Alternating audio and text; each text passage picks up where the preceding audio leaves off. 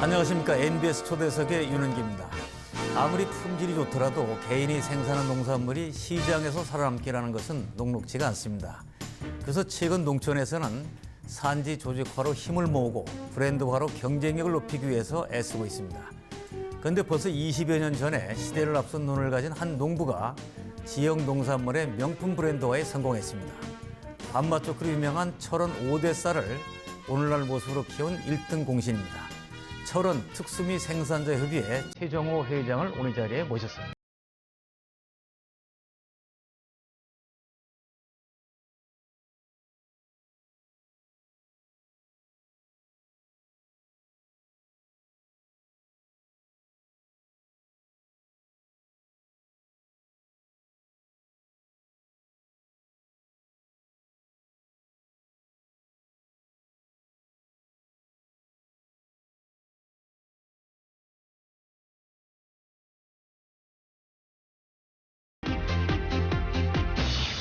예, 지금 스튜디오에 철원군 특수미 생산자 협의회 최정호 회장님이 나오셨습니다. 바쁘신데 감사합니다. 예, 감사합니다. 예. 자, 최 회장님의 별명이 다 있더라고요, 보니까. 우리나라에서 쌀농사를 가장 잘 짓는 분이다. 한마디로 쌀농사하면 최정호다 이런 얘기가 있던데 본인도 들어보시죠? 뭐 덜어는 듣습니다. 예. 덜어는 들으시는가? 네네. 자주 들으십니까? 예. 자, 그러면 쌀농사를 하시는데 규모, 연간 매출은 얼마 정도 됩니까? 규모는 약 한 20헥타, 한 6, 7만 평 이제 되고요. 예. 매출액은 뭐 그에 이제 시세에 따라서. 시세에 따라서 이제 왔다 갔다 해서 뭐 한 2억 내외가 될 수 있습니다. 예. 자, 이렇게 내실 있게 이제 이 쌀 농사를 잘 지시는데 그 철원 5대 쌀 하면 이제 브랜드가 알려져 있거든요, 지금. 그렇죠. 근데 이 품종이 외국에서 들어온 게 아니고 우리가 개발한 거라는 얘기가 있더라고요. 네, 그렇습니다. 국내에서 개발된 품종인데 이 품종이 다른 품종보다 수량이 적고 재배 안전성이 좀 떨어집니다. 그런데 이제 중요한 것은 이제 밥맛이 좋아요. 밥맛이. 예, 밥맛이 좋아서 이걸 가지고 어떻게든지 이 수입 개방 대비해서 살아남기 위해서 살려보자. 이제 그렇게 해서 이제 붙잡고 오랫동안 씨름해 와서 오늘날에 이제 오대쌀이 대한민국 쌀 중에 브랜드화가 된 그 단일 품종이 되겠습니다. 자, 뭐 밥맛 좋은 게 사실 최고인데. 그렇죠. 그 밥맛이 좋은 특별한 이유가 있을까요, 그게? 특별한 이유가 있습니다. 예. 우선 이유가 있는 게 지금 그 기후, 예. 토양, 또 그리고 지정학적인 그 위치에 따라서 이 물 이런 것 때문에 지금 그리고 이 철원이라고 하는 곳이 아시다시피 이제 그 가을이 일찍 오는 추운 지방이기 때문에 밤낮의 일교차가 8도에서 10도 이상 나야 좋은 농산물이 생산된다고 합니다. 예. 그래서 철원 지역에 맞는 그런 품종이 철원 오대쌀이 됩니다. 그 철원은 그 지금도 아침 저녁으로 좀 쌀쌀하죠, 아침 저녁에는. 초복, 중복, 말복 요 복만 지나면 문을 열어놓고 자지 못할 정도로 저녁에 선을 합니다. 예. 그래서 이제 쌀 맛이 정말 밥맛이 좋다. 네네. 이런 말씀이신데. 자, 그럼 5대 쌀 재배를 처음 시작한 건 언제부터입니까? 종자가 생긴 게 이제 1982년도에 생겨가지고요. 쭉 이렇게 신품종이 나와서 신겨지다 보니까 좀 전에도 말씀드렸지만 재배 안전성도 떨어지고 예. 수량도 다른 품종보다 10% 적게 나고 그래서 처음에는 이게 정착하기가 힘이 들었습니다. 예. 그런데 중요한 거는 우리가 90년대 이제 초반에 들어서면서부터 WTO 얘기가 나오지 않았습니까? 예. 그래서 94년도에 이제 그 WTO 협상이 되면서 쌀은 10년 유예가 돼서 2004년도에는 수입이 될 거다라는 그런 확정 가운데 이제 가다 보니까 그러면 쌀고장인 철원이 살아남을 수 있는 대안이 뭐냐? 이제 그렇게 생각을 하고 오대쌀이 수량 적게 나고 재배 안전성도 떨어지지만 밥맛이 좋기 때문에 단일 품종화해서 브랜드화를 해야 되겠다 이제 하는 게 이제 제 개인적인 생각이었고 그런 생각을 이제 저희 쌀연구회를 중심으로 해서 확산시켜 나가고 공무원들이라든지 아니면 농협 직원이라든지 이런 사람들하고 같이 그런 정보를 공유를 하고 생각을 공유를 하면서 추진을 하게 됐습니다. 네. 그 연구에 이런 걸 가지고 꾸준히 이제 뭘 그러니까 연구도 하고 검토도 하고 그 근데 미래 지향적으로. 예. 네, 그렇습니다. 근데 이제 연구라고 하는 거는 예를 들어서 그 도농업기술원이라든지 진흥청이라든지 농업기술센터는 연구 과제로 선정이 돼야만 이제 연구를 하는데 저희 농업인들은 현장에서 쌀농업으로 살아남기 위해서 연구를 하니까 네. 관계 기관에서 하는 연구 이외에 저희가 별도로 연구를 해서 저희가 검증을 하고 대안을 제시를 하고 이제 이렇게 하는 일들을 상당 기간을 해왔습니다. 자, 철원 5대 쌀을 그러니까 짓기 전에 원래 짙은 품종이 있을 거란 말이죠. 그렇죠. 근데 보통 뭘 하나 짓게 되면 그대로 가는 경우가 많은데 이 품종 바꿔서 짓는다는 게 이거 어려운 거 아닌가요? 그래서 애로사항이 많았습니다. 네. 지금 그 결국 농민들을 다 설득을 시켜야 되기 때문에 그런 설득시키는 작업을 군 농정하고 기술센터하고 또 농협하고 이렇게 머리를 맞대고 또 저희가 이제 대안 제시를 계속하고 저희가 해외 연수도 계속 다니면서 외국에서 정보를 얻고 외국은 어떻게 하고 있나 과연 우리가 경쟁력을 가져갈 수 있나 이제 그런 거를 저희 스스로가 누가 시키지 않아도 저희 스스로가 열심히 좀 했습니다. 예. 그래서 이제 그 뭐 사람이 다 생각이 다를 수밖에 없기 때문에 말이죠. 처음에 그렇게 주변 분들 설득하시고 그럴 때가 나이가 몇 살쯤 됐었나요? 그 당시에? 그때는 벌써 한 20년 전이니까요. 네. 그때는 한참 뭐 정말 그 패기, 용기, 네. 어떤 도전 정신 그런 게 한참 있을 때고요. 개인을 넘어서 지역 사회를 어떻게든지 좀 가치를 높일 수 있는 그런 쪽으로 생각을 가지고 열심히 했습니다. 함께 잘 살아보자, 함께. 그렇죠. 예. 예. 근데 이제 그런 거란 말이죠. 예를 들어서 쌀 맛이 정말 그 좋다. 근데 또 한편에서는 이거 수확량이 적으니 문제가 있는 거 아니냐. 이런 것이 이제 부딪힐 수 있는데 그거 어떻게 설득을 하나요, 그럴 때는? 그래서 이제 결국 이제 정책이죠. 예. 정책을 제안을 해서 군비로 그 소득을 좀 보전해 주자. 그래서 벼 1kg에 20원씩 2년 동안을 군비로 지원을 해서 장려금조를 이렇게 해서 농가에 소득 보전을 해주는 그런 일을 했습니다. 예. 그럼 이제 군수님도 설득을 또 해야 되고. 당연하죠. 예. 그러니까 그건 군수님 뭐 또 농정과장님 또 이게 기술센터의 그 직원들 이렇게 다 이게 정보가 공유가 돼서 예. 그렇게 해서 추진을 했기 때문에 오늘날 이런 결과가 이루어졌죠. 뭐 저희 같은 농업인 한 사람이 뭐 열심히 한다고 되겠습니까? 예. 요새 유행하는 협업을 통해서 정말 같이 마음을 모아야 되는데. 그렇죠. 근데 제가 이제 관심을 갖게 된 거는 좋은 쌀을 잘 짓는 것도 중요하지만 이걸 잘 팔아야 된단 말이죠. 팔으려니까 바로 중요한 것이 이제 마케팅, 그러려니까 브랜드화인데 네. 이 브랜드화가 성공이 됐다고 이게 처음에 어떤 생각을 하고 시작을 한 겁니까? 브랜드화. 암만 좋은 농산물이라도 내가 생산한 거라도 예. 소비자가 먹어봐야 맛을 알잖아요. 그렇죠. 먹어보지 않으면 맛을 모르니까 이제 소비자 초청 행사를 하자. 그래서 이제 그 2년 동안 그 1년에 그게 지금 기억하기는 8억 정도로 기억을 하고 있습니다. 오, 그 많은 돈 들였네요, 그러니까. 아니 그 돈을 농가에 놀아주는 거를 예. 그 장려금을 홍보비로 돌리자. 예. 그래서 대한민국에서 최초로 TV에 홍보를 시작을 했고요. 예. 그리고 뭐 라디오 같은 데도 물론 시작을 했고요.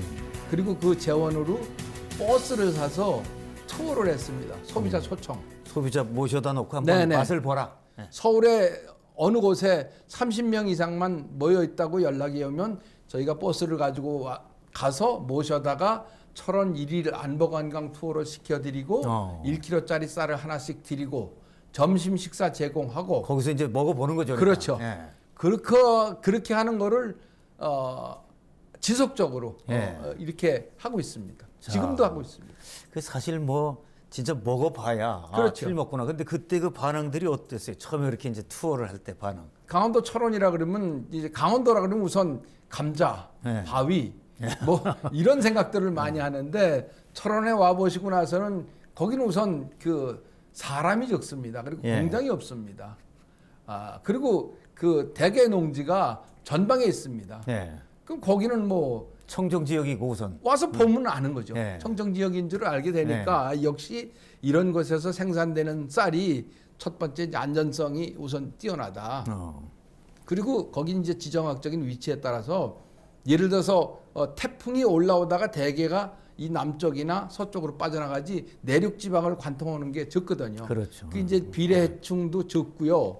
또 그렇게 하고 우스갯소리로 철원은 전방이라 태풍이 못 들어온다. 출입증이 있어야 들어온다. 이제 이런 얘기까지 할 정도로 그 지정적인 위치가 깨끗한 지역이라는 예, 것도 예, 그런 예. 거죠. 그렇게 하고 뭐 그러다 보니까 이제 농약도 덜 치는 거죠. 그렇죠. 다른 이제 후방의 거보다 이제 생육일수가 짧기 때문에 이제 덜 치게 되는 그런 것도 있고요.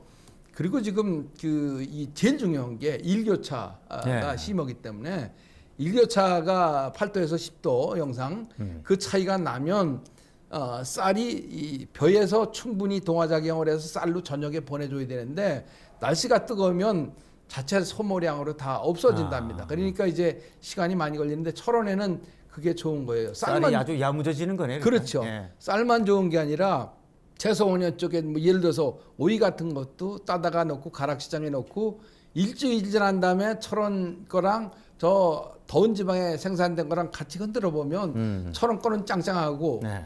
이 아랫지방 거는 이제 좀 이렇게 쪽파석하고. 늘어지고 이제 예. 그런 그 결과가 있고요. 꽃 같은 것도 확실히 이 색깔이 예. 선명하고 오래 가고 그런다고 합니다. 예. 자, 그거를 이제 말로 하는 것이 아니라 직접 와서 체험을 해봐라. 그렇죠. 그러니까 좋은 거고. 네. 근데 그 대형 가마솥을 제작했다는 얘기도 들었는데 그건 왜 나온 겁니까? 그거는 이제 그 어디 가든지 제일 중요한 게 맛보는 게 중요하지 예. 않습니까? 근데 맛을 보려면 예를 들어서 몇백 명 모이는 그런 뭐 몇천 명 모이는 데 가서 그 어떻게 시식을 할 수가 없잖아요. 예. 그래서 이제 대형 가마솥을 제작을 하자고 그래서 국내에서 대형 가마솥을 제작을 할 데가 없어가지고 그것도 제가 알기에는 뭐 이렇게 다른 나라에 가서 주문 제작을 해서 가져온 걸로. 아니 얼마나 크길래 그정 대형이죠? 사람이 소뚜껑도 사람이 들 수가 없습니다. 그럼요. 예. 그래서 이제 그 체인브럭이라고 하는 걸 걸어가지고 기계로 예, 기계로 들어 옮겨야 되는 소뚜껑 하나도 이제 그렇게 크고요. 그러니까 한꺼번에 최소한도 500명 먹을 수 있는 그런 그 가마솥, 큰 가마솥. 500명을. 예. 야. 그래서 이제 그 철원에서 예를 들어서 어디서 뭐 행사를 한다 그러면 철원에서 그 밥하는 팀들이 행사장에 가서 직접 장작을 떼 가지고 예. 그거 쌀밥을 합니다. 불 때는 것도 보통 일 아니겠어요? 예. 그렇게 해서 홍보를 많이 하고 있고요. 지금도 뭐 서울이든지 어딘지 전국 뭐 제주도까지 예. 가서 이렇게 그런 그 밥 시식 행사를 하고 있습니다. 야, 그 500인분의 밥을 지을 수 있는 가마솥. 네, 그것만 봐도 관광거리 되겠어요. 그러니까? 그렇죠. 예. 자, 그러면 그건 뭐 저 그냥 쌀을 가만히로 보여야겠는데 거기는. 그러니까 그 많은 밥을 하기 때문에 그건 전문으로 하는 사람이 아니면 못합니다. 예, 누룽지도 엄청나겠네. 그렇죠. 그러니까 그 500인분인데 그걸 맛있게 하려면 진짜 그거야말로 기술자가 밥을 줘야겠어요. 그렇죠. 아무나 지면 안 네, 되고. 네, 네. 예, 물 조절도 해야 되고 말이죠.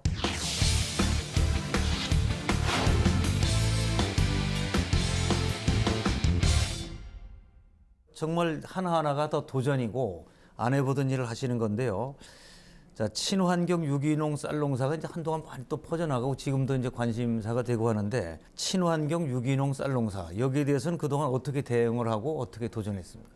저희가 그 수익 개방 대비해서 강원도에서 최초로 유기농 단지를 결성을 했어요. 네. 그래서 지금 그 도농정국에서 수익 개방 되는데 무슨 대안이 없느냐 이제 그 도농정국에서 그런 말씀을 하셔가지고 그러면 우리가 제가 고향에 있을 때 양주에 있을 때 지금 그 유기농을 그 했던 경험이 있어가지고 그래서 유기농을 해봅시다. 그래서 이제 그게 이제 청와대 보고까지 되는 우수 사례로 이제 보고까지 되는 그런 일이 있었는데 철원 아까도 말씀드렸죠. 철원은 우선 지정학적으로 그런 환경이 좋기 때문에 친환경 하기에 적정하다. 그렇게 해서 이제 친환경에 대한 공부를 하고 그렇게 해서 친환경을 대대적으로 많이 해왔습니다. 예. 많이 해오다가 어디서 문제가 됐냐면 다른 지방자치단체에서 친환경 쪽에 보조를 많이 주면서 친환경 다 뛰어드는 거죠. 그러니까. 그렇죠. 예. 전국적으로 그러다 보니까 이게 수요 공급의 밸런스가 깨지니까 예.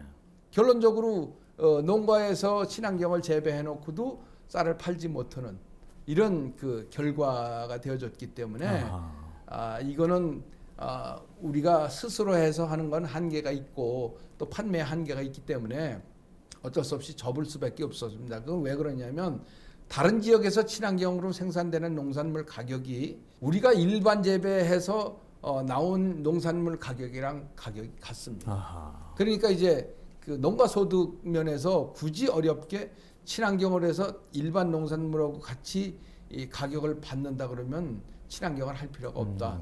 그래서 이제 결국은 이제 친환경을 접게 되는 그런 계기가 됐습니다. 자, 제가 이제 또 저 관심을 갖고 있는 것 중에 하나가 싹이 튼 벽씨를 직접 논에 재배한다. 네. 이건 저도 처음 듣는 얘기인데 말이죠. 이게 어떤 발상입니까, 이게? 그게 이제 그 옛날에는 벼 재배 방법이 모를 키워서 이양을 해서 재배하는 방법이 있었고요. 예. 또 그리고 이제 직파 재배라고 해서 건답 직파, 그냥 마른 땅에 씨앗을 뿌리는 그런 건답 직파도 있었고 또 물을 대놓고 뿌리는 담수 직파도 있었고요. 이게 다 성공하지를 못했어요. 제가 96년도에 미국 갔을 때 거기 가 보니까 거기도 이제 직파를 하는데 거기는 그 마른 땅을 갈고 노타리를 쳐서 담합 기계를 눌러서 고를 만들어 놓고 항공기를 뿌리고 물을 대 가지고 넓으니까. 예, 이제 그렇게 하는데 그 국내에서는 여러 가지 조건이 맞질 않아서 그걸 못 하고 있다가 그러니까 건답직파하고 이양하는 거고 그 중간 단계로 만들어진 게 이제 문헌 전파라는 게 이제 새로 이제 농촌진흥청에서 개발이 돼서 그거는 모낼 때처럼 논을 갈고 로타리 치고 수평 잡아서 이렇게 딱 해놓고 물을 뺀 상태에서 씨앗을 싹을 틔워가지고 이제 모를 심는 게 아니라 씨앗을 심는 거예요.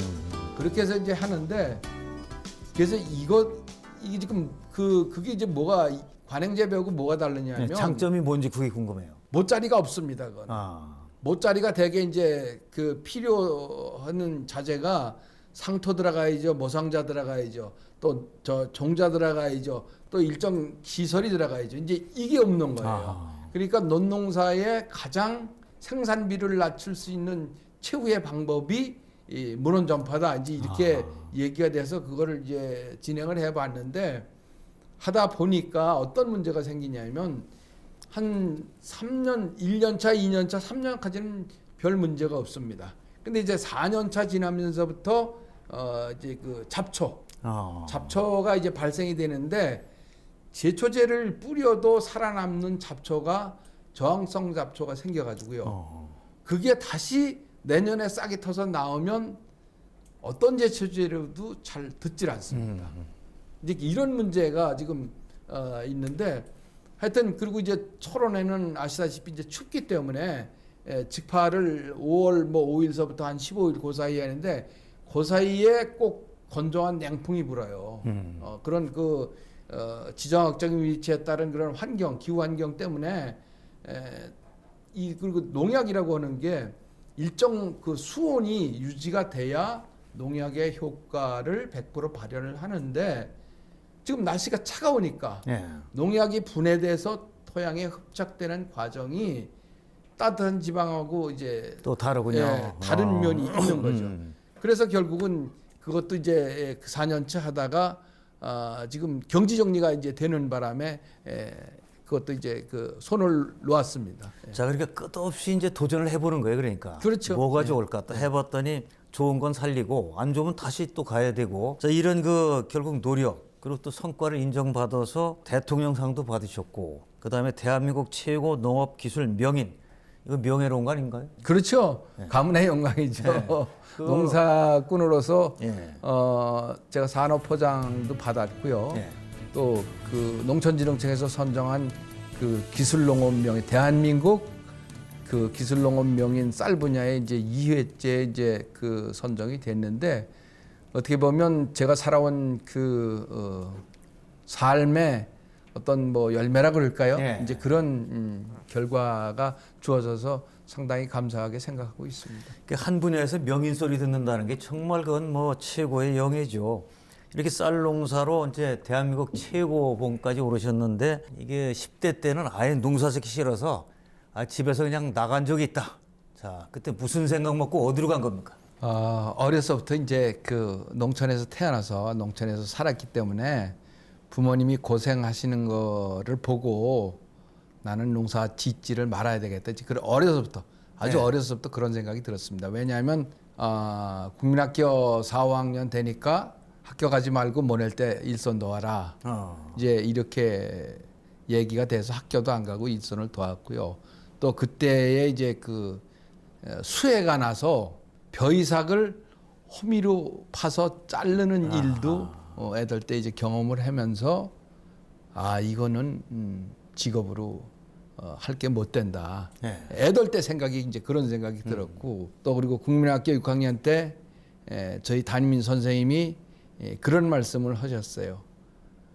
너희들 이 다음에 크면 이 골짜구니 삼태기안 같은 골짜구니에 살지 말고 나가야 된다. 넓은 데로 나가라. 넓은 데로 나가야 된다. 이제 그런 말씀을 하시는 게 제 삶의 어렸을 때 환경하고 이제 맞아 떨어진 거죠. 네. 아니 근데 나중에 커서 나가라는 얘기지 벌써 그때 10대 때 갖추라는 얘기는 아닌데 말이에요. 근데 이제 왜 그랬냐면 네. 그 가정 여건 환경이 학교를 지속해서 다닐 수가 없었습니다. 그래서 중학교를 겨우 마치고 이제 기술이라도 배워야 되겠다. 그럼 이제 서울로.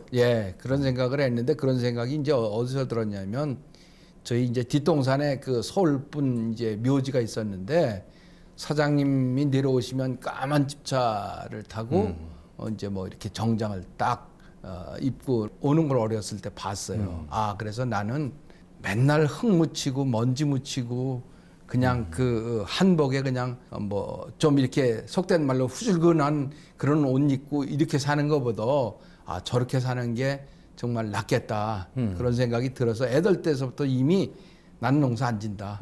그리고 아까도 말씀드렸지만 초등학교 선생님이 나가라. 예. 이제 그런 말씀이 이제 귀에 완전히 꽂힌 거죠. 예. 그래서 중학교를 억수로 이제 졸업을 하고 일단은 무작정 나온 거죠. 예. 서울에 이제 그 아시는 분이 있어가지고 무작정 나와서 가서 뭘 좀 배워보자. 이제 그때는 뭐 기술이 있어야 산다 이제 그랬으니까 기술을 좀 배우려고 이제 나와서 이제 취직을 하게 된 게 영등포 역전 뒤에 그 시계줄 만드는 그 이제 공장이 조그만 그 간의 수공업이라는 그런 공장이 있었는데 거길 이제 들어가서 일을 이제 배우고 하게 됐지요. 시계줄. 예. 그럼 시계줄은 뭐 금속도 있고 가죽도 있고 이런 그 이제 시계줄에 금속으로 된 거. 금속으로 된 거. 스테인레스로 된 거를 이제 그 모양을 만들고 또 이렇게 접고 해서 시계줄을 만드는 그런 일을 배우고 시작하던 중에 저희 큰형님이 계셨는데 갑자기 심장마비로 세상을 떠나셨어요. 저희가 이제 오남매인데 저희가 형님 두 분에 제가 이제 가운데고 여동생이 둘이 있는데 둘째 형님은 결혼해서 이제 분가를 하셨고 맏형님이 부모님 모시고 농사 짓다가 갑자기 이제 돌아가시니까. 심장마비로 돌아가시니까 부모님은 연세가 많으시고 어쩔 수 없이 이제 시골로 또 다시 내려오게 되는 그런 계기가 됐습니다. 자, 그럼 그때부터 이제 계속 농사를 하신 거네요, 어쨌든. 그렇죠. 그때부터 예. 이제 농사를 했는데 그때에 지금 6, 70년대에 그 이 농촌 사회 운동이 사회치 운동이라고 아마 아실 예, 겁니다. 예, 뭐 그런 운동이 이제 한참 전개돼서 농업 기술을 이제 배워야 된다. 그래서 그때 이제 첫 번째로 제가 과제장을 쓴 게 벼농사를 하니까 예. 벼농사 과제장이라고 해서 이제 그때는 그 뭐 비닐하우스가 아니고 그냥 물모짜리 했을 예. 때인데 그걸 이제 하는 걸 직접 제가 1년 벼농사하는 걸 기록을 남기고 해서 이제 과제장을 써서 벼농사에 대한 그 생리 예. 재배 기간 동안을 이제 공부를 하게 되는 그런 제일 이제 첫 번째 과제로 벼농사 과제를 한번 이수한 일이 있기 때문에 벼농사를 그때서부터 이제 공부를 하게 된 거죠. 자, 그 과제장은 지금도 가지고 계시나요? 아유, 다 없어졌죠. 몇십 년 전 일인데요. 그거 갖고 있으면 가보가 될 뻔했는데. 근데 인삼은 언제 시작을 하신 거예요? 인삼도 한번 하신 적이 있다. 그때 이제 그렇게 하면서 이제 그 청소년기에 지내는데 이제 강화에 이제 그 양주하고 강화하고 가까우니까 강화에서 오신 분이 인삼을 시작해서 거기에 이제 그 인삼밭에 일을 다니면서 인삼에 눈을 뜨게 되는 거죠. 근데 이제 그때 당시만 해도 엄청난 그 금액의 소득이 생기더라고요. 예. 그래서 농사를 어차피 지려고 하면 인삼 농사를 지어야 되겠다. 이제 그런 농사를 지려면 일반 쌀 농사나 채소 농사보다는 인삼 농사를 지어야 되겠다. 이제 그런 생각을 이제 하나의 꿈이죠. 예. 꿈을 이제 키우게 되는데 그렇게 하고 열심히 이제 일하던 과정 중에 제가 이제 군대를 갔다 오고 나서 제대를 했는데 어느 분이 제의가 들어왔어요. 너 철원 가서 인삼 농사를 하면 예. 이득금의 3분의 1을 주겠다. 어허. 그러니까 그때 당시에는 파격적인 조건이죠. 인삼도 잘 나갈 때고. 인삼 가격도 좋을 때고 좋을 잘 때고. 나갈 때고 그래서 그러면 어디입니까? 그랬더니 이제 철원이라는 거예요.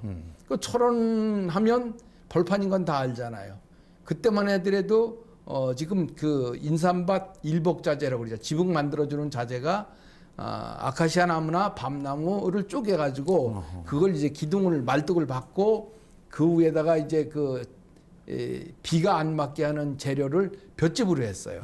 근데 후방엔 볏짚이 많지 않으니까 철원 벌판에 볏짚이 무궁무진하니까 땅 넓고 또 이 자재들이 있고 다. 자재들이 충분히 있고 또 한 가지는 후방에는 4년근 지나면서부터 밤에 야경을 서야 됩니다. 온도막을 지어놓고 도난 사건 때문에. 근데 거기는 군사보호 지역이니까 군인들이 보초를 지켜줘. 쓰고. 예. 예. 그리고 이제 농장에서는 시간만 되면 다 민간인들이 나와야 되니까 예. 밤에 도둑질 길 일이 없잖아요. 그렇죠, 그렇죠. 그러니까 이게 맞아 떨어지는 거예요. 그때 예. 당시에는. 그래서 흔쾌히 좋습니다. 그렇게 하고 진짜 청운의 꿈을 가지고 10년 뒤에는 내가 1억은 내가 현금을 가질 수 있다.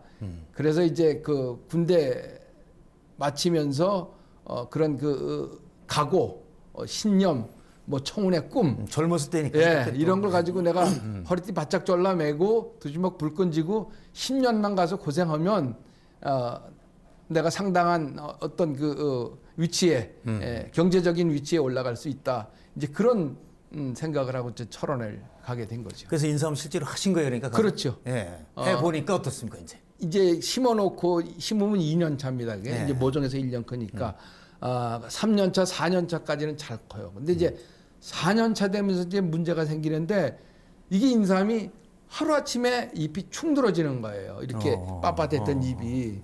그 파보면 몸체가 다 없어진 거예요. 썩고. 그 원인을 알 수가 없어가지고 그때는 이제 담배 인삼 공사가 종로사가에 있었어요. 예. 그게 이제 흙이랑 인삼이랑 파가지고 와서 이거 원인 규명을 해주십시오. 이제 박사님들한테 그거를 4년 동안을 쫓아다녔습니다. 그래서 이제 밝혀진 게 인삼을 썩이는 그 선충이라는 충이 있는데 그건 육안으로는 보이지 않아요. 그래서 그걸 인삼연구소에서도 이제 곤충연구하는 분이 따로 없으니까 그 소개장을 써서 농촌진흥청에 한상찬 연구관이라고 그분한테 이제 그 소개장을 써서 가져가서 보니까 거기서 인삼 썩은 걸 이제 칼로 이렇게 점여가지고 일정 시간 물에 담가놨다가 그걸 이제 물을 떠서 현미경에다 놓고 보니까 투명한 실지렁이 같은 게 꼬물꼬물 있는 거예요. 근데 이제 한상찬 박사님이 이 연구 논문 외국 서적을 딱 보여주는 사진하고 똑같은 거예요. 예. 그게 이제 그래서 밝혀진 게 인삼을 썩이는 게 균에 의해서 썩는 게 아니라 인삼 썩이는 선충이 있구나. 이거를 인삼학회에 이제 처음 보고를 하게 된 거예요, 제가. 4년 동안 쫓아다니면서. 그래서 그거를 방제 시험포를 또 만들어 가지고 뭐 미국 농약, 프랑스 농약, 일본 농약 다 들여다가 이제 방제 시험포를 예, 그 연구는 박사님들하고 4년을 또 합니다. 예.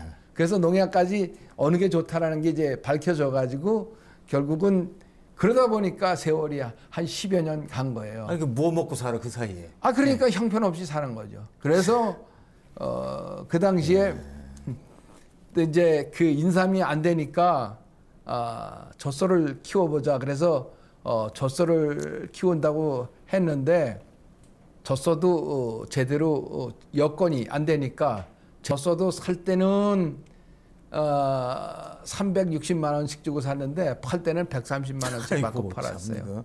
그래서 그때 결혼 패물이랑 우리 첫애 돌반지까지 다 없어서 바닥을 완전히 바닥으로 내려갑니다. 예.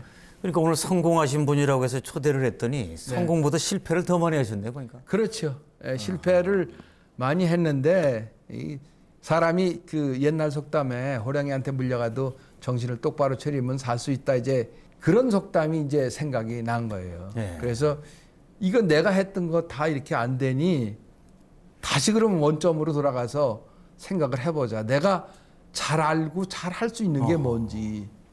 그래 돌아보니까 다시 쌀로. 그게 이제 벼농사더라고요. 쌀농사.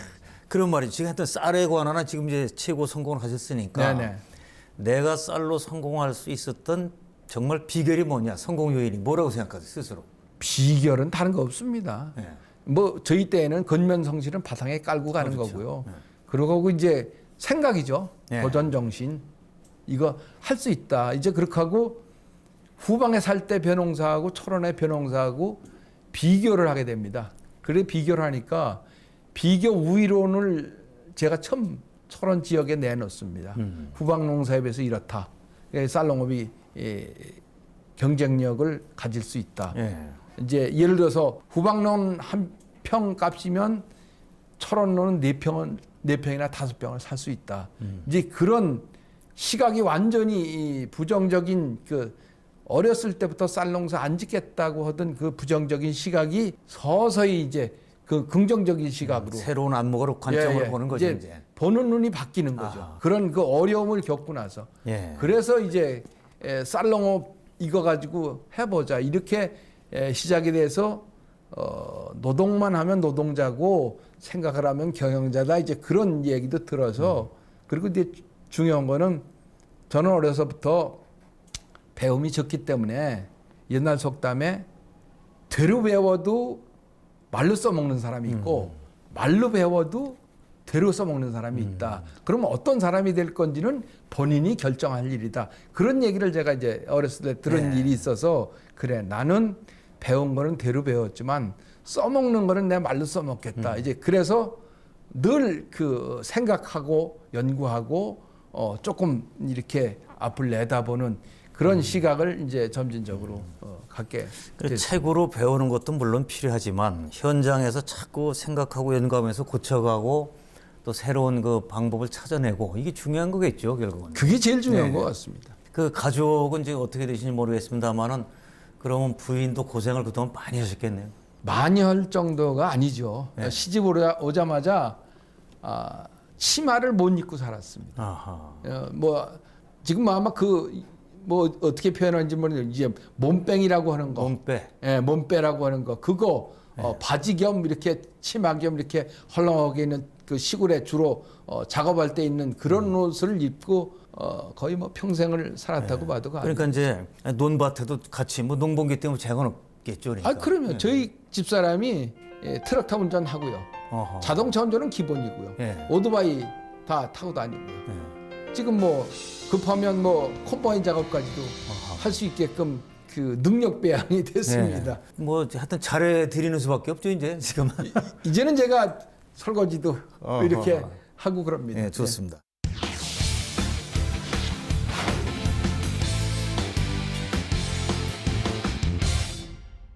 지금 이제 새로운 도전을 하신다고 하는데 이제 신품종이라든가 또는 뭐 찹쌀로 도전해 본다든가 어떻게 지금 그 구상을 하고 계십니까? 철원의 쌀농업이 그동안은 이제 국내에서 단일 품종으로 브랜드화 해가지고 제일 순도 높은 걸로 인정을 받아서 높은 지위를 유지하고 왔는데 아시다시피 이제 이즘에는 쌀 소비량이 점진적으로 이제 줄어들어가고 줄죠, 있기 줄어요. 때문에 철원 쌀도 파는 게 이제 한계가 있습니다. 아하. 그래서 제가 이제 그 농정과에서 자료를 받아서 16년치 통계를 가지고 한 해 개월 동안 그 분석하고 연구하고 해서 대안을 좀 만들어 보자 이제 그랬는데 문제는 뭐 국내에서도 다 어느 지역이나 다 마찬가지지만 다 어느 지역이나 다 쌀 심지 않습니까? 네. 근데 이제 이런 경쟁 가운데서도 살아남으려고 하면 1등을 만들기 위해서도 고생을 많이 했지만 그 1등 만들어 놓은 거를 어떻게 지켜가느냐. 이거는 결론적으로 시장에서 수요 공급이 맞게 하지 않으면 어렵다. 예. 그래서 뭐 요즘에는 뭐 쌀이 하도 많이 합니까? 중앙정부에서도 뭐 콩을 심어라, 뭐 사료작물을 심어라 이제 이렇게 많이 얘기가 나오고 있는데 그 대안의 일환으로서 그 이제 그 고향철이라고는 그 찹쌀 품종이 있습니다. 고향철. 높을 거에 향기가 아하. 많이 난다. 그래서 이제 그런 찹쌀이 이제 제가 이제 도단위 쌀 연구회장하면서 강원도만의 어떤 농특산물이 될 수 있는 걸 하나 좀 연구를 해보십시오. 이렇게 계속 건의를 하고 해가지고 그게 이제 받아들여지고 또 연구 검토가 돼가지고 그런 품종이 이제 품종화된 지가 이제 3년 차. 예. 품종된 지가 이제 3년 차 되는데 그거는 대한민국 찹쌀 중에서 제일 알이 큽니다. 알이 크다고. 예, 알이 크고요. 또 향이 대한민국 그 품종 들어와 있는 품종 중에 향이 제일 짙습니다. 향이 나고 예. 맛은 어떠신 맛? 맛도 제일 좋습니다. 그거는 이제 어떻게 하냐면 분당에 있는 그 이 찹쌀 떡 전문점, 예. 분당에 있는 만나당이라고는 떡집이 있는데 거기서 써보고 대한민국 찹쌀 중에서 제일 좋다는 거예요. 아하. 그리고 이제 대구에 있는 도리도리 떡집이라고는 그 떡집에서도 지금 계속 쓰고 있는데 그 재료를 써가지고 생활의 달인까지 이제 아하. 나오는 그런 그 일이 있었고요. 그래서 그리고 이제 제가 사는 철원에도 떡집 한 군데에 이제 그 쌀을 대주는데 다른 찹쌀로 떡을 하면 떡이 안 팔린대요. 아하. 그 정도로 그 쌀의 찹쌀의 품질이 좋다. 예, 좋습니다. 그래서 그걸 가지고 이제 지금 그 오대쌀을 많은 면적을 100%의 오대쌀을 재배할 게 아니라 일정 부분 그 찹쌀을 재배해서 시중에다가 격리를 하면 생산량의 오대쌀이 줄어들기 때문에 1등의 지위를 지켜갈 수 있는 그런 가장 큰 대안이 될 수 있다. 그렇게 생각을 해서 추진하고 있습니다. 자, 시장의 큰 흐름을 우리가 이제 알아야 되는데 어쨌든 쌀 소비는 자꾸 줄어들다 보니 그러니까 이제 새로운 대안을 찾아야 되는데 찹쌀은 지금 제가 보면은 그 밥은 조금 줄어들지만 그 찹쌀떡 좋아하는 분들은 많잖아요. 떡집도 많이 있고. 네, 그렇습니다. 예. 그러니까 요건 정말 그 특화시켜 나가면 정말 좋겠어요. 그런 면에서. 근데 이제 특화의 첫 단추는 끼워졌습니다. 예. 전국에서 이제 찹쌀을 그 유통하는 그 곡물 메이저가 예. 직접 계약 재배를 하자고 해서 제의가 들어와서 철원군의 4개 농협하고 이제 계약 재배를 하자고 제안이 들어왔는데 올해는 종자가 없어서 그쪽에서 요구하는 물량을 생산해 주질 못했고요. 어허. 그쪽에서 요구하는 물량의 한 3분의 1 정도만 올해는 이제 생산이 될 겁니다. 예. 그리고 이제 그 2년차, 3년차 지나가면 그쪽에서 요구하는 물량 한 1년에 한 8,000톤 정도를 생산해내면 철원 오대쌀은 영원히 진짜 그 땅 짚고 헤엄칠 수 있는 그런 지위에 올라갈 수 있다고 생각이 되어져서 그렇게 지금 그 군수님 또 농정과장님 뭐 이렇게 다 이 센터 소장님 석건 다 이렇게 협력을 해서 그 사업을 강력하게 네. 이렇게 추진하고 있습니다. 그러니까 이제 농사를 잘 짓는 것도 중요하지만 사실 요새는 팔로거든요. 어떻게 그렇죠. 파느냐 중요한데 그게 이제 성공적으로 하고 계시고. 근데 이제 본인은 처음에 어렸을 때 나는 농사 짓기 싫다 해서 가출까지 하셨다가 다시 와서 이렇게 성공을 하셨는데 자, 아들네를 불러들였다라는 얘기가 있던데 무슨 생각을 하신 겁니까? 제가 철원에 갈 때 예. 빈 몸으로 빈 주먹으로 단신으로 몸 하나 가지고 갔습니다. 예. 몸 하나 가지고 가서 1년을 혼자 자취하면서 일하면서 이렇게 살다 보니까 결혼이 필요해서 이제 결혼을 했고요. 그렇게 해놓은 기반이 지금 철원에 간 지 40년 됐는데 예. 그 기반 조성을 해놓은 거를 저만 하고 끝내는 게 너무 아쉽더라고요. 예. 그래서 이제 아들 내외를 불러다가 데려다 놓고 설득을 해서 지금 직장 생활하는 아들을 불러내려서 지금 올해 8년 차인가요? 같이 농사를 짓고 있고 가업으로 승계해주기 위해서 그렇게 지금 하고 있습니다. 8년 전에 네. 처음에 그럼 자 내려와서 농사 같이 짓자 이럴 때 그 아들의 반응은 어땠습니까? 처음에는 선뜻 좋게 생각을 안 했죠. 왜냐하면 오면 어차피 이제 그 많은 면적을 다 감당해서 아무리 기계화 됐다고 하더라도 기계를 사람이 부려야 되기 때문에 우선 첫 번째 힘들고요. 힘들고 그 다음에는 시골이기 때문에 문화생활이 없지 않습니까? 예. 뭐 예를 들어서 뭐 심지어 뭐 그 어디 영화라든지 무슨 어디 그런 그 문화적인 그런 공간이 부족하고 이제 그런 것도 있고 또 이제 뭐 솔직한 말씀이지 이제 시골에서 애들 교육시킨다는 것도 그런 문제가 좀 있고 그래서 이제 늘 서울 나와 있었는데 이제 중요한 거는 그 가업을 이어서 받아서 하는 게 중요한 거다. 그리고 또 한 가지는 직장 생활이 노후보장이 되는 건 아니니까 그래서 이제 내려와서 농사를 하게 된 거죠. 자, 아들도 속으로 생각했을 게 아들 입장에서는 아버지가 내려와서 하라고 하는데 이걸 할까 말까 최종 의사결정은 아마 아내한테 물어봤을 겁니다. 며느리 반응은 어땠습니까? 결혼하기 전에 그건 전제를 했습니다, 제가. 아하. 결혼하기 전에 너희들 젊었을 때는 직장 생활을 하지만 직장 생활이라는 게 어느 시절까지만 하는 거고 어느 시점이 지나면 결국 직장 생활도 은퇴해야 되는 건데 그러면 은퇴하는 거를 조금 앞당겨서 생각을 좋게 하고 시골에서 내려와서 부모님이 하던 이 일을 가업으로 받아서 하면 자연스럽게 이제 바톤 터치가 되고 또 규모가 그 정도 되면 직장 생활하는 거 못지않게 경제적으로 어떻게 보면 좀 자립할 수 있는 기회도 되고 그러니까 그렇게 이제 그 결혼 전에 이미 설득을 해놨기 때문에 그 며느리는 아마 그랬을 거예요. 어느 시점 되면 들어가야 되겠다 이제 각오를 하고 있었을 텐데 그게 조금 이제 앞당겨졌을 뿐이죠. 사전에 다 포석을 그렇게 또. 그렇죠. 예, 그렇습니다. 자, 저는 이제 이 방송을 진행을 하면서 그런 생각을 솔직히 합니다. 이 쌀 한 공기의 값이 이 진짜 다른 물가에 비하면 너무 싼 게 아닌가. 뭐 커피 한 잔하고 비교하는 얘기도 나왔었습니다만 전에 그 농사를 짓는 입장, 특히 쌀 농사 짓는 입장에서는 어떻게 생각을 하십니까? 싸도 너무 싼 거죠. 지금 그 웃은 얘기 같지만 며칠 전에 저희 집사람하고 막국수 한 그릇씩 먹고요. 편육 한 접시 먹으니까 34,000원이에요. 예. 그러면 10kg짜리 하나 가지고 모자라요. 둘이 식사 한 끼 하는데 10kg짜리 쌀 하나 가지고 모자란다고요. 그러면 10kg짜리를 밥을 하면 밥이 100공기가 나오는 거예요. 100공기. 예. 그러면 웬만한 사람은 한 달 먹을 물량을 한 끼에 다 먹고 말았잖아요. 그 쌀값이 얼마나 싼 겁니까? 너무 싸다. 얼마나 싼 거예요. 너무 싼 건데 참 그런 부분이 지금 저는 그나마 뭐 도전적으로 정부 정책의 혜택도 받고 또 금융기관의 혜택도 봐서 규모화를 이루었지만 실제 그렇지는 못한 분들이 많이 있거든요. 소농들이 많이 있는데 참 그런 부분이 조금 안타까운데 지금 그런 농민의 어떤 그 심정, 입장을 대변해주는 뭐 정치인도 제 눈에는 안 보이고요. 또 뭐 그리고 인문사회학자 교수분들도 안 계시고 또 금융공학을 하는 어떤 분들도 안 계셔요.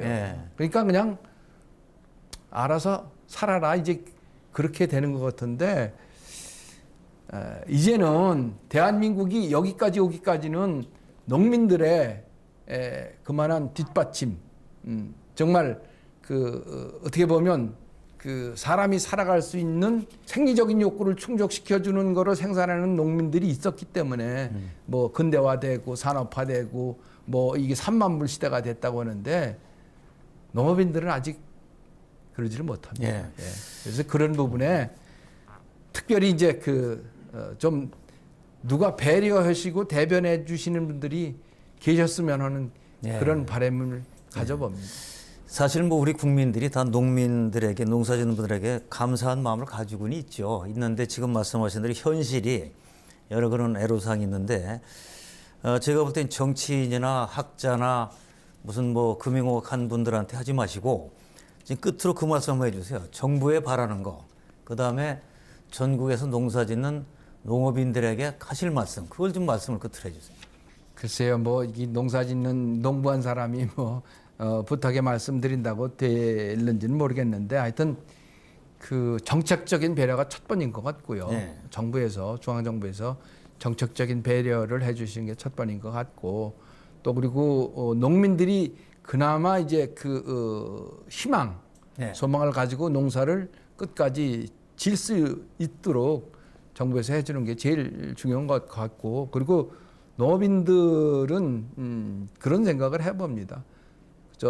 특히 이제 그 젊은 사람들은 단순하게 노동만 할 것이 아니라 좀 생각해 가면서 시대의 흐름을 따라서 정부 정책도 활용을 하고 또 그리고 금융권도 이용을 하고 잘해서 어떻게 보면 그 성공적으로 인생을 살아갈 수 있도록 사회적인 어떤 교육이라도 좀 있었으면 좋겠다는 그런 네. 바람을 가져봅니다.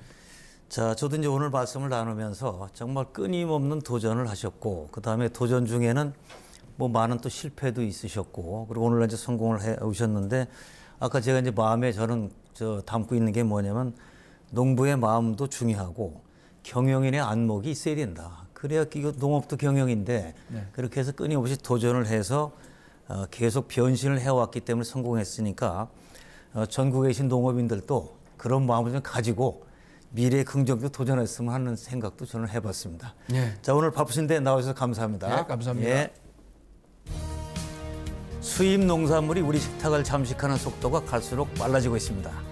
농사 짓기 어려운 시대에 농촌의 시름은 깊어가지만은 그러나 언제까지 한숨만 쉬고 있을 수는 없는 일입니다.